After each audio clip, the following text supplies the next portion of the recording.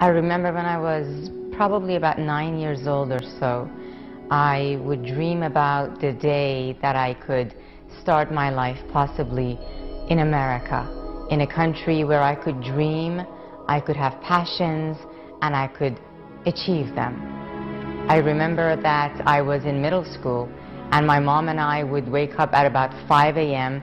We would leave the house, we would walk up a very steep dirt road for 2 miles to get to the top of the road so we could take a bus and go 60 miles to Tehran, where I would attend middle school. It was such a boring walk that in order for me to entertain myself, I would pick up my father's old Persian English dictionary and I would choose one word from it. An easy word like book, day, food, and my job was to walk up this steep dirt road that would take 2 miles and teach myself one word of English per 2 miles per day. So I would say things like B-O-O-K, B-O-O-K for 2 miles until I would be certain that I learned that word. The one word that I had the most trouble with was the word table. I couldn't understand why it was T-A-B-L-E. I kept saying to myself, it's T-A-B-L-E. That's table, it's not table. They made a mistake. I'll tell them when I go there. For so many years, I grew up during the bombing and the war, and when the sirens would go off and I had 5 to 10 minutes to get to an underground shelter, I remember as a young girl, I would think to myself, maybe one day I can go to America. It was my fantasy because I'd heard America was the land of opportunity. It was a synonym for paradise. It was a place where you could go, you could dream, and you could pursue your dreams. So when my mom and dad one day when I was in high school said to me, Ellie, we are going to America, I could feel that that was the beginning of the rest of my life. A few years later, I found myself in the American Embassy in Dubai, sitting there with such a big wish. I was hoping, I was praying that I would get a chance to come to this amazing country. So I walked into the consulate's booth and with a heavy accent and broken English, I said something like, "You must be tired, you have been working so hard." And he said to me, "Why do you want to go to America?" And I said, "I want to go to America because it's free." I meant I want to go to America because it's the land of the free. And it was such a surreal moment when he said, "Leave your passport, go, come back at 6 o'clock and you'll have your visa." In that moment, I promised myself that now that a girl from Iran has had a chance to come to America, I was going to allow myself to get out of my own way. I was going to allow myself to become successful, to be fulfilled, and I promised myself that one day I would be an asset to this country, a country that has given me a chance. So I landed in America 17 years ago with what I call a light load, yet a lofty dream.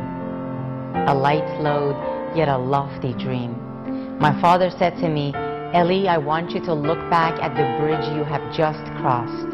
I want you to burn that bridge because in spite of all the challenges you may go through, you have just entered a country where if you have a dream and you're willing to be consistent and persistent, you will achieve them in this land of opportunity."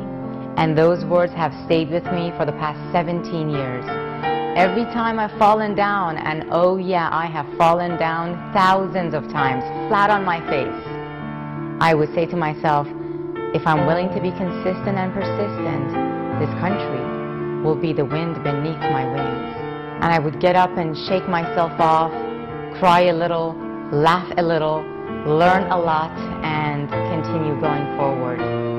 I graduated from school as a healthcare professional, $150,000 in student loan debt, and decided not to practice.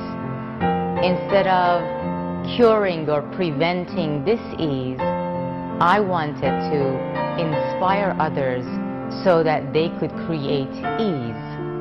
It inspires me to inspire. I love my husband. He's this 6'4", 250-pound, amazing human being from New York. And when I met him, I had to learn a third language because he kept on saying things like, I have a great idea. And I couldn't quite figure out where the R was coming from, and he couldn't hear the R at the end of his words. It's been an amazing journey, because 17 years ago when I came to America, I really only knew a few words. I'm still learning, believe me when I tell you, I'm still learning. Charles and I and Aiden are going to be leaving soon to go to Kazakhstan to adopt a little boy. And a couple of years ago, when he and I had the inspiration to bring another human being, another baby, another soul into our lives so that we could have the absolute privilege of giving this child unconditional love, the same chances I have had also since I've been in this country. It's been an amazing journey, and we're going to be leaving soon to go adopt this child and bring him into our family.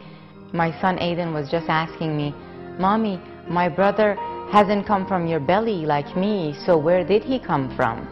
I said, you know, he hasn't come from Mommy's belly, but he's come from our family's heart and our family's soul. And I am so looking forward to the experience of unconditional love when I meet this amazing human being that I will have the privilege of giving hope and giving love to for the rest of my life. I love to speak. Actually, I'm pretty shy. If, you know, I go to a party and we're sitting around, I'm actually one of the people at the party who will be talking less than most people. Yet when you put me on the stage and I feel like I'm now in that flow, in that harmony, you know, congruent with the divine current of my life, the purpose of my life, I tap into something quite amazing. And to have the absolute honor and privilege of inspiring others, seeing perhaps that spark coming back in their eyes, watching them blossom, is the most amazing experience that I've ever had in my life. It's my purpose to inspire others to thrive so that they can keep their dream alive. And my definition of a dream is not just a dream to have a better car or a bigger house or more money in your bank account. That's good. It's great. It'll come as a byproduct, as a result of having an internal dream to grow, to blossom as a human being, an internal dream to evolve, to tap into your potential, to give, to live your dreams based on your God-given talents. That's what I'd like to do. I love it when on some level I help awaken that sense of internal dream in someone. Very soon we're going to be leaving to go on a national tour of the United States, and we are going to go from city to city, and I get to do what I love to do, which is to inspire and to give. 2 tour buses, a trailer, Mom and Dad as the nanny and the driver, my husband, my son, our new son, assistant, a videography crew. Here we come. First stop, New Orleans. We're going to be fixing 10 homes. A group of people who have been inspired to give and been inspired to give big have stepped up. After New Orleans is Dallas, Texas. Then after that, Denver, Phoenix, LA. We're going to go around the country, and it's going to be such a pleasure and a privilege to be able to give and inspire. I've always believed in jumping and developing your wings as you fly, but I gotta tell you, this time I feel like I'm jumping and developing my wings on the way down. I better take the first aid kit with me too. It's all good though, because That which doesn't kill you will only make you stronger.